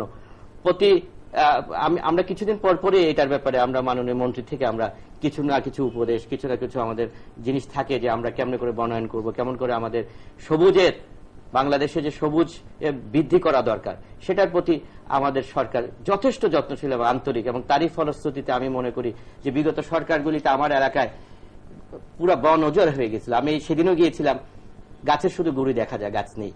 এই অবস্থা থেকে একটি গাছ হতে 15 বছর লাগে, সেই অবস্থা থেকে আবার ওখানে ফেরত যেতে নিশ্চয়ই সময় সাপেক্ষ ব্যাপার, but we have already started the process. এবং আমি আশাবাদী যে হয়তোবা আগামী 5-6 বছরের পর আমরা বিস্তীর্ণ ভূমি আমরা সবুজ দেখব। সাথে সাথে আমাদের কৃষিতে এইবার যথেষ্ট উন্নতি আমরা লক্ষ্য করছি। সাথে সাথে সরকারের একটা সদিচ্ছার কারণে ভর্তুকি দেওয়া হয়েছে, আমরা 20% মতো ইনসেন্টিভ দেওয়া হয়েছে এবং আপনার 300 কোটি টাকার মতো ভর্তুকি দেওয়া হবে। এবং এই জন্য যারা প্রান্তিক চাষী তাদের মধ্যে কিন্তু তারাই কিন্তু আমাদের মূল চালিকা শক্তি। গ্রামে গঞ্জে যারা শ্রম দেয়, যারা ফসল উৎপাদন করে, তারাই আমাদের মূল চালিকা শক্তি। তাদেরকে কিন্তু এবার আপনার বিদ্যুতে কিন্তু সেচের যে মোটর সেটা কিন্তু মূল্য কমিয়ে দেওয়া হচ্ছে, যার ফলে তারা উৎসাহিত বোধ করে যে এতদিন তারা নিজের শ্রম দিয়ে পরিবার চালানোর জন্য যে শ্রম দিয়ে যে টাকাটা পাওয়ার কথা ছিল পেতে ছিল না, এখন কিন্তু পাওয়া শুরু করে দিচ্ছে। তাছাড়া আমি বলবো যে আজকাল যদি বলি যে অর্থনীতি আমাদের বাংলাদেশের জন্য এখন প্রধান একটি জিনিস, সেই অর্থনীতিতে বিগত 2 বছর বাজেট পেশ করা হয়েছে। আমরা নিজস্ব সম্পদ দিয়ে বাইরের সাহায্য ছাড়া ধরতে গেলে বাইরের সাহায্য ছাড়াই কিন্তু আমরা এই 2 বছর টিকে চলে এসেছি এবং সেটা রিসেন্টলি IMF এবং ওয়ার্ল্ড ব্যাংক এটাকে যথেষ্ট সাধুবাদ জানিয়েছে আমাদের এই ব্যাপারটিকে। আমাদের এখানে অনেক সময় প্রায় বলা হয় আমাদের এখানে ইনভেস্টমেন্ট হচ্ছে না। আমি আপনার ইনফরমেশনের জন্য জানাতে চাই, আমি জনগণকেও জানাতে চাই যে ব্যবসায় এই 20 বছরে $634 মিলিয়ন ইনভেস্টমেন্ট হয়েছে 20 বছরে। তার মধ্যে শুধু গত বছর এই 2002-2003 এই জুনে যে বছর শেষ হলো $103 মিলিয়ন এই এক বছরে আপনার ইনভেস্টমেন্ট হয়েছে ফরেন কারেন্সিতে। এবং আমাদের এখান থেকে এক্সপোর্ট হচ্ছে $1.2 বিলিয়ন। এটা কিন্তু আমি মনে করি যে অর্থনৈতিক প্রবৃদ্ধির ক্ষেত্রে, আমাদের অর্থনীতি অর্জনের ক্ষেত্রে, রপ্তানির ক্ষেত্রে একটি বিশাল অবস্থা এসে গিয়েছে। শুধু তাই নয়, আপনারা সবাই জানেন 11 সেপ্টেম্বর পর সারা বিশ্বে আজকে কিন্তু অর্থনৈতিক অবস্থা মন্দা এবং নিম্নগামী ছিল। সেই নিম্নগামী অবস্থা থেকে আজকে স্থিতিশীল থাকাটাই কিন্তু একটা বড় অর্জন। সেই একটি অবস্থার মধ্যে সরকার যখন ক্ষমতা নিয়েছে, আপনি মনে করছেন যে এগুলো সরকারের একটি বড় সাফল্য? হ্যাঁ, সেখানে $100 কোটি রিজার্ভের থেকে আজকে $250 কোটি এসেছে। আমরা কিন্তু অর্জনটা করেছি, কারণ না করলে 100 কোটি থেকে 250 কোটি আসতে পারতাম না। সাথে সাথে আমাদের রপ্তানি বেড়েছে, কিন্তু আগে যে শার্টের ডজন হয়তো বা $60 হতো, এখন $5 দাম কমে গিয়েছে, কিন্তু ভলিউমে বেড়ে গিয়েছে, যার ফলে আমরা কিন্তু সেই স্থিতিশীলতা রেখে দিয়েছি। আপনারা জানেন বৈদেশিক বিনিময়ের যে হারটা এটা স্থিতিশীল আছে, এটাও আমাদের একটা ইকোনমিক্যাল একটা সাকসেসের কথা আমি বলতে পারি। তাছাড়া আমি আপনাকে আবারও বললাম যে শিক্ষার ক্ষেত্রে আমি মনে করি আমরা যেটা আমরা আপনার এই সাফল্যের খতিয়ানের ভিত্তিতে মাননীয় বিরোধী দলীয় সংসদ সদস্য কি বলেন? আমি অবশ্য আমার বন্ধু উনি বেশ তথ্য দিয়েছেন। অবশ্য প্রথমে আমি বলবো শিক্ষার ক্ষেত্রে নকল প্রতিরোধে সরকার যে পদক্ষেপ নিয়েছেন, এবং বিশেষ করে সরকারের একজন ব্যক্তি, আমি নাম বলতে চাই না, মন্ত্রী মহোদয়, সম্ভবত আমাদের এহসানুল হক মিলন সাহেব, প্রতিমন্ত্রী মহোদয়, তিনি সত্যিকার অর্থে কঠোর ব্যবস্থা, এবং শুধু কঠোর বলবো না, গঠনমূলক একটা প্রক্রিয়ার মাধ্যমে কিন্তু এই নকল প্রতিরোধ এটাকে আন্দোলনের রূপ দিয়েছেন এবং গোটা দেশে এটাকে উনি ফলপ্রসূ করে ছেড়েছেন। এটা আমরা সত্যিকার অর্থে সাধুবাদ শুধু জানাই না, এটাকে আন্তরিকভাবে অভিনন্দন জানি, তাকে অভিনন্দন জানাই। এর আগে আমি তাকে অভিনন্দন জানিয়েছি, এটা ব্যক্তিগতভাবে তাকে অভিনন্দন জানিয়েছি, এখনো তাকে আমি আপনার অনুষ্ঠানের মাধ্যমে তাকে অভিনন্দন জানাচ্ছি। এবং এটার ফলে যেই যে নকল প্রতিরোধ করার ফলে গোটা দেশে এখন ছাত্রছাত্রীদের লেখাপড়া, যদিও পাসের হার খুবই কমে গেছে। এখন ধরুন আমরা তো অনেকগুলো প্রতিষ্ঠানের সঙ্গে জড়িত থাকি, সচরাচর পাসের হার কত, কোন প্রতিষ্ঠানে দেখা গেল নীল, কোন প্রতিষ্ঠানে 5%, কোন প্রতিষ্ঠানে 10%। কিন্তু পাস করেছো, আগের পাস ছিল না, শিক্ষার মানটা সত্যিকার অর্থে লেখাপড়া করে পাস করতে হবে। আরো কঠোর হবে, যদি নীলও হয় তবুও নকল প্রতিরোধ করতে, এটা কিন্তু ভালো কথা। জরুরি কথা হচ্ছে লেখাপড়া করতে হবে, লেখাপড়া দিয়েই জাতিকে গঠন করতে হবে। এই বিষয়ে তিনি যে পদক্ষেপ নিয়েছেন এবং তার সঙ্গে ধরুন মন্ত্রী মহোদয় এবং অন্যান্যরা যারা পদক্ষেপ নিয়েছেন এবং প্রধানমন্ত্রী নির্দেশই নিশ্চয় করেছেন, সরকারের সাফল্য, এই বিষয়ে কোন দ্বিধা কারো থাকা উচিত নয় নকল প্রতিরোধে, এ বিষয়ে আমি নিশ্চিত। তবে অন্যান্য ক্ষেত্রে অর্থনীতির ক্ষেত্রে, আইন শৃঙ্খলার ক্ষেত্রে এবং বিভিন্ন ক্ষেত্রে। শৃঙ্খলা আমরা পরে আসছি। আচ্ছা। মনি বলছেন যে কৃষিতে ভর্তুকি দিয়ে এক ধরনের সাফল্য হচ্ছে, বিনিয়োগ কৃষিতে এবারে ধরুন, কৃষিতে এর আগে যতটা আমি শুনেছি, কৃষিতে আমরা এর আগের সরকার কৃষিতে কিন্তু তারা স্বয়ংসম্পূর্ণতা অর্জন করেছিল কৃষিতে। কাজে সে বিষয়ে যেতে চাই না। কৃষিতে বর্তমানে আমাদের ভর্তুকির আরো বিশেষ প্রয়োজন রয়ে গেছে, কৃষিতে ভর্তুকির প্রয়োজন রয়ে গেছে এখন পর্যন্ত। শুধু তাই নয়, কৃষকরা, আমাদের প্রান্তিক কৃষক চাষি, এরা 5,000 টাকা লোন নিয়ে 20,000 টাকা লোন তাদের পরিশোধ করতে না পারলে তাদের জেলে যেতে হচ্ছে। এই যে ঘটনাগুলো ঘটে গেছে, এই ঘটনাগুলো কিন্তু আমরা এর আগে আমি সংসদে উত্থাপন করেছিলাম যে তাদের লোন মওকুফ, বিশেষ করে সুদগুলো ফ্ল্যাট রেটে সুদগুলো মওকুফ করে তাদের জন্য প্রিন্সিপালটা তারা দিয়ে যাতে বেরিয়ে আসতে পারে। এর জন্য কিন্তু সেই ব্যবস্থাটা এখনো হয়নি। তাদেরকে বিভিন্নভাবে তদবির করতে হয়, বিভিন্নভাবে ফাইল যাবে, সে উপর পর্যন্ত ফাইল যাবে, তারপর হয়তো কারো কারো ক্ষেত্রে সুদটা মওকুফ হবে, অধিকাংশ ক্ষেত্রে সুদ মওকুফ হবে না, এবং অনেকেই খুব ঝামেলার মধ্যে থাকে, অনেকেই নিশ্চয়ইভাবে খুব সমস্যা থাকে। তাই এটাকে অন্যদিকে দেখুন, অন্যদিকে হাজার হাজার কোটি টাকা, শত শত কোটি টাকা লোন নিয়ে বড় বড় ব্যবসায়ীরা তারা কিন্তু দিব্যি চলে যাচ্ছেন, তারা সম্পদের পাহাড় করতেছেন, আর আমাদের নিরীহ দেশবাসী, গ্রামবাসী, নিরীহ চাষিরা তারা কিন্তু অল্প কিছু লোন নিয়ে তারা টাকা নিয়ে চলে যাওয়া বোধহয় এরকম প্রক্রিয়া, বহু প্রক্রিয়া এখন বোধহয় নেই। সে যে আপনি সহজে আপনি ব্যাংক থেকে আপনি ঋণ নিয়ে এখন ব্যাংকিং এবং বীমা খাতে যথেষ্ট ডিসিপ্লিন চলে এসেছে, এবং আমাদের মাননীয় অর্থমন্ত্রী ইতিমধ্যে ব্যাংকের সুদ কমানোর জন্য পৃথিবীর মধ্যে সর্বোচ্চ, এবং সেই জন্য রীতিমতো এটা নিয়ে তাদের সাথে কথাবার্তা চলছে যে অন্যান্য বেসরকারি ব্যাংকগুলি যেন তাদের ঋণের হারটা কমিয়ে দেয়। এটা কারণ কিন্তু একটাই, এটা কিন্তু বেনিফিশিয়ারি হবে জনগণই। আপনি যেটা বলেছেন, অতীতে এরকম অনেক সুযোগ সুবিধা ছিল, প্রভাব খাটিয়ে টাকা পয়সা নিয়ে চলে গেছে। আমরা জানি যে আগে যখন বিএনপির আগের বার 1991-96 ক্ষমতা ছিল, তখনও কিন্তু সাইফুর রহমান অর্থমন্ত্রী ছিলেন, এবং তখনও উনি এটিকে একটি চ্যালেঞ্জ হিসেবে নিয়েছিলেন। কিন্তু শেষ পর্যন্ত আমরা লক্ষ্য করেছি যে উনি যে অভিযোগটি করলেন যে সেই ঋণ খেলাপির সংখ্যা কিন্তু কমেনি, এবং ঋণ খেলাপিরা টাকা ফেরত দেয়নি বা তাদের থেকে টাকা উদ্ধার করা কিন্তু সেই অর্থে সাফল্য আমরা লাভ করতে পারিনি। শুধু তাই নয়, আমাদের মাননীয় অর্থমন্ত্রী নিজে আক্ষেপ করে বলেছেন যে ব্যাংকগুলো আমার কথা শোনে না, এবং তিনি ওই যে বিদেশি সংস্থাদের বলেছেন ওরা তো আমার কথা শোনে না, তোমরা বলে দেখো তারা শোনে কিনা, এমন কথা তিনি বলেছেন। কারণ এটা তো অর্ডার করতে পারেন না, আপনি বেসরকারি ব্যাংকে তো অর্ডার করতে পারেন না যে আপনি জবরদস্তি করতে পারেন। এটা আমার কাছে এটা গ্রহণযোগ্য হবে না। এই জন্যই যে সরকার সার্বভৌম, সরকারের নীতিমালার উপরে ভিত্তি করেই দেশ চলবে। সে যে কোনো সংস্থাই হোক, এই দেশের ভিতরে যদি তাকে কর্মকাণ্ড পরিচালনা করতে হয় তাহলে সরকারের নীতিমালা অনুসরণ করে, নির্দেশ অনুসরণ করে তাকে তা করতে হবে। এক্ষেত্রে এমন কোন স্কোপ নেই যে সরকারের নীতিকে ডিফাই করে কোনো কিছু করতে যাওয়া। আমার এটা বিশ্বাসযোগ্য কথা বলে মনে হচ্ছে না। এনিওয়ে, এই বিষয়ে আমি আর বেশি, আমরা একটু অন্যদিকে যাই। উনি বলছিলেন যে ওনাদের সাফল্যের তালিকায় আরো একটি বিষয় হচ্ছে, সবচেয়ে আলোচিত বিষয় বিগত কয়েক বছরে, সেটা হচ্ছে আইন শৃঙ্খলা। আইন শৃঙ্খলাই হচ্ছে সবচেয়ে আজকে আলোচিত বিষয়, এবং আইন শৃঙ্খলাই হচ্ছে আজকে সবচেয়ে খারাপ অবস্থা, যেটা সরকারকে আজকে প্রশ্নের সম্মুখীন করেছে।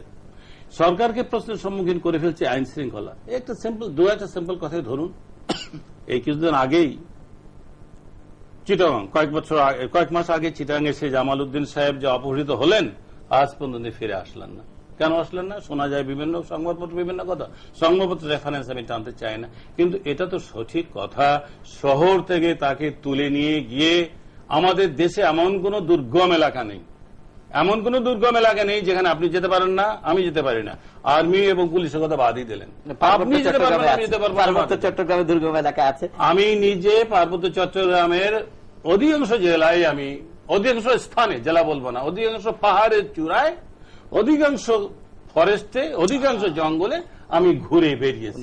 এমন কোন জায়গা নেই যেখানে আপনি যেতে পারবেন না। পুলিশ এবং আর্মির কথা বাদ দেন, পুলিশ এবং আর্মি তারা এর চেয়ে আরো বেশি দুর্গম জায়গায় যেতে পারে। তারপরে কেন জামাল উদ্দিন সাহেব আজকে উদ্ধার পাচ্ছেন না, উদ্ধার হচ্ছেন না? কোথায় তিনি? শুধু তাই নয়, এই যে একটা ব্যবসা চলছে, অপহরণের ব্যবসা চলছে, সেই অপহরণের ব্যবসাটা কিন্তু এটা সঠিকভাবে, এটা খুবই সরকারকে প্রশ্নের সম্মুখীন করে ফেলছে। কাজে আমি বলবো, আমি একটা কথা বলতে চাই, হয়তো এ বিষয়ে আপনি আরো বলবেন কিছু, তবে আমি একটা কথা বলতে চাই, সে কথাটা সবার জন্য হয়তো প্রযোজ্য হবে, বিশেষ করে যারা পলিসি মেকার, যারা হাই কমান্ডে আছেন সকল পার্টির এবং সরকারের, যারাই যখন সরকার তৈরি করছে তাদের জন্য। নিচের স্তরের কারো দুষ্কর্ম, অপকর্ম, ব্যর্থতা, কমিশন, ওমিশন অথবা তাদের নেগলিজেন্স অথবা যে কোনো কারণেই জন্য আপনি যদি সরকার প্রধান, পার্টি প্রধান হন, you don't take the responsibility. Responsibility should be with them. যারা এই ঘটনা ঘটিয়েছে আপনি তাদের সাবি গাইতে যাবেন না, তাদেরকে আপনি প্রোটেকশন দিতে যাবেন না।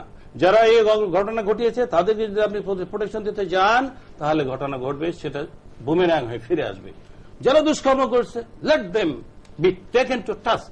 এবং আইন প্রয়োগকারী সংস্থা আছে, দেশে আইনও আছে, শুধু আইন প্রয়োগকারী সংস্থা দিয়ে তো দেশ চলবে না, এবং দেশ আইন আছে, আইনের মাধ্যমে দেশ চলতে হবে।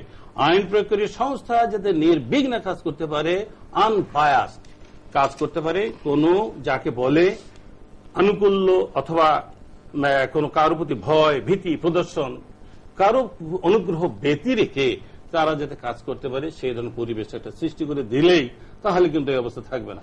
আমরা যতটুকু মনে করি, সাধারণ মানুষ যতটুকু মনে করি, সরকার সার্বভৌম, সরকার সকল কিছু ক্ষমতা, সকল কিছুকে কন্ট্রোল নিয়ন্ত্রণ করার অধিকার এখন পর্যন্ত রাখেন। সেই অবস্থায় এমন যদি হতো যে দেশে এমন এক এনার্কিজম এসে গেছে যে সরকার কিছু করতে পারছে না, সরকারের অমুক অঙ্গ অমুক সেক্টর কাজ করছে না, অমুক সেক্টর নির্দেশ মানছে না, এমন যদি হতো তাহলে কথা ছিল। সেই অবস্থা নেই। দেশের সবকিছু কিন্তু সরকারের পূর্ণ নিয়ন্ত্রণে রয়েছে।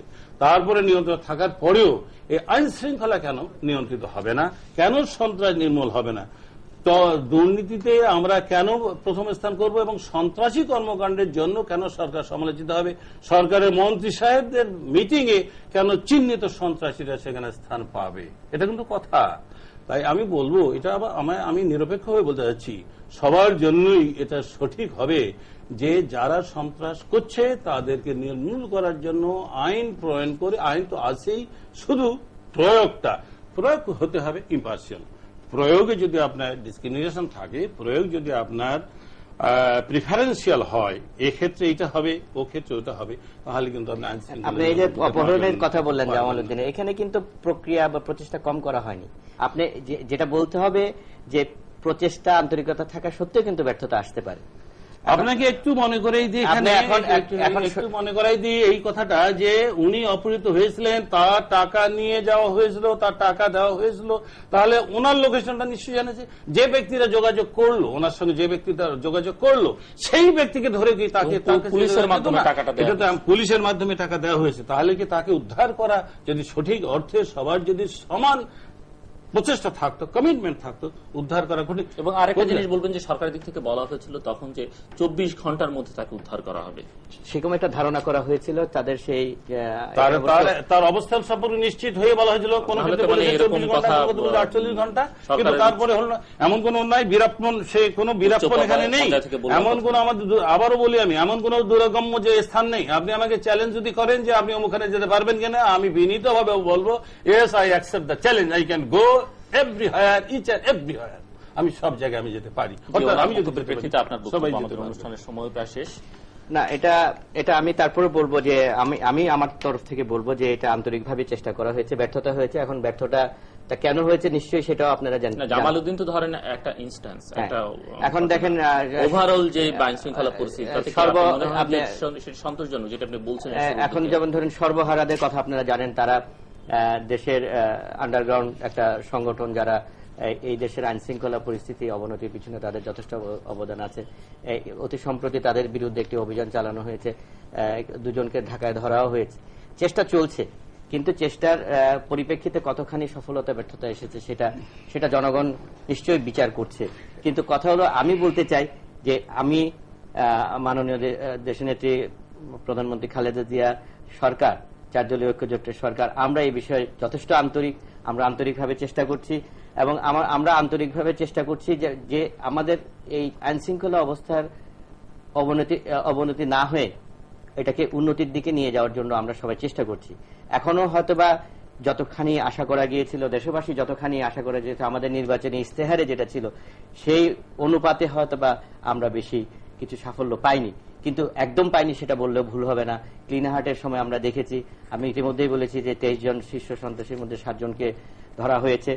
এবং এটার বাইরে গিয়ে যদি আমি আবারও বলতে চাই যে আমাদের আজকে স্বাস্থ্য খাতের কথা বলতে পারি, আমার অতি সম্প্রতি বৈদেশিক কল্যাণ মন্ত্রীর এবং আমাদের এই তৎপরতার কারণে আপনারা জানেন ইতালিতে দীর্ঘ সময় ধরে বেআইনিভাবে বাংলাদেশিদের রয়েছে, তাদের ভাগ্য অত্যন্ত নির্মম অবস্থায় তারা ছিল, সেটার একটা সমাধান হয়েছে। মালয়েশিয়া থেকে আবার লোক নিবে বলে তারা চুক্তি হয়ে গিয়েছে এবং সৌদি আরবের লোকজন নেবে বলে তাদের সাথে কথা। যারা আছে প্রবাসে, হ্যাঁ, তাদের ব্যাপারে সরকারের উদ্যোগগুলি কি? তারা তো মানে তারা আমাদের সঙ্গে যোগাযোগ করে যে অবস্থাগুলোর বর্ণনা দেন বা বলেন, তাদের দিকে সরকার ঠিক সেই অর্থে কোনো নজর দিচ্ছে? এর আগে অতটা না দেওয়া হলে কিন্তু এখন আমাদের বৈদেশিক কল্যাণ মন্ত্রী বিভিন্ন দেশে যাচ্ছেন, ওইখানে সমস্যার সমাধানের জন্য সেই সরকারের সাথে বসছেন। জেলখানায় যারা রয়েছেন এবং আইনে বা বিচারে যাদের অবস্থান, সেই ব্যাপারগুলি কিন্তু মধ্যপ্রাচ্যে আমাদের 20 লক্ষ অধিবাসী আছে সেগুলি, এবং আপনারা সরকারের সাফল্যের কথা বলতে গিয়ে বলছেন যে রেমিটেন্স আছে, তারাই পাঠাচ্ছে। তো তাদের দিকে নজর দেওয়াটা খুব জরুরি এবং সেটা কিন্তু প্রক্রিয়াটা শুরু হয়ে গেছে। এবং আপনি ইতিমধ্যে খবর নিলে জানবেন যে তারা এই বিদেশে যারা রয়েছেন তারা যথেষ্ট আশাবাদী যে তাদের যে সমস্যাগুলি ছিল একদিনে, কিন্তু আমরা সবসময় মনে করি যে আজকে বললে কালকেই বোধহয় এটা সমাধান হবে। এটা দীর্ঘদিন ধরে 20-25 বছর ধরে কিন্তু অনেক সমস্যা জমে রয়েছে, সেগুলি কিন্তু কাজটা হচ্ছে জনগণ সেটি দেখতে চায়, জনগণ সেটা দেখতে চায়। উনি যেটি বলছেন যে সদিচ্ছার কথা, সেই সদিচ্ছার একটা প্রকাশ থাকতে হবে এবং আসলে ভেতরে ইচ্ছা থাকতে হবে। এখানে কিন্তু প্রশ্ন থেকেই যাবে, আমরা যদি এখনই আইন শৃঙ্খলা প্রতিষ্ঠিত হয়েছে, সন্ত্রাস নির্মূল হয়েছে, এই বিষয়ে যদি সরকার কমপ্লায়েন্সেন্ট হয়ে যায়, অর্থাৎ সরকার যদি খুব একটা বাহবা নিতে চায় তাহলে ভুল হবে। মাননীয় প্রধানমন্ত্রী আমি এক্ষেত্রে আরেকটা কথা বলি, এই যে কিছুদিন আগে খবরের কাগজে বেরোলো আব্দুল আজিজ, এই আপনার আব্দুল আজিজ যার 2টি হাত সন্ত্রাসে কেটে নিয়েছিল, সে 2টি হাত কাটা অবস্থায় কেসও দিয়েছিল, 2টি হাত তার নেই, সে কেনে বলতেছে আমার 2টি হাত কেটে নিয়ে যারা আমাকে পঙ্গু করলো সেই সন্ত্রাসীদেরকে সরকার রাজনৈতিক বিবেচনায় তাদেরকে অব্যাহতি দিয়ে দিল। মোকদ্দমাতে এগুলি আপনি ধরেন সেটা যদি বলে থাকেন, আমাদের এখানে দ্রুত বিচার আইনে আপনি যে পরিবারগুলি আপনার অনেক দীর্ঘ সময় ধরে প্রতীক্ষা করেছে তাদের একটা বিচারে আসায়, সেগুলি কিন্তু দ্রুত বিচার। যাই হোক, আমাদের সময় আজকে শেষ করতে হচ্ছে অনুষ্ঠান, ভবিষ্যতে আশা করি আমরা এসব বিষয়ে আবার কথা বলবো। দর্শক মণ্ডলী, আপনারা যারা আমাদের অনুষ্ঠান দেখছেন, আমাদের অনুষ্ঠান সম্পর্কিত যে কোনো মতামত জানিয়ে আমাদের লিখতে পারেন।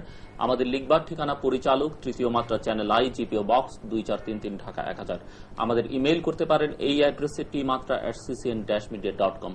আপনারা যারা চিঠিপত্র বা ইমেইল করবেন আমাদেরকে, আপনাদের চিঠিপত্রের সঙ্গে আপনাদের পূর্ণ ঠিকানা এবং ফোন নাম্বার দিয়ে দিবেন। এবং আপনাদের চিঠিপত্র ইমেইল নিয়ে আমরা আগামী শুক্রবার বাংলাদেশ সময় বিকেল 3:30টায় একটি নতুন অনুষ্ঠান শুরু করতে যাচ্ছি। সেই অনুষ্ঠানের নাম হচ্ছে তৃতীয় মাত্রায় আপনি। ওই অনুষ্ঠানে আপনাদের মধ্য থেকে অনেকেই অংশ নেবেন মাঝে মধ্যেই, এবং যারা অংশ নিতে চান তৃতীয় মাত্রায় আপনিতে, আপনারা আপনাদের আগ্রহের কথা ব্যক্ত করে আমাদের লিখবেন। মাননীয় সংসদ সদস্যবৃন্দ, এই আলোচনায় অংশ নেবার জন্য আপনাদের দুজনকে অনেক ধন্যবাদ।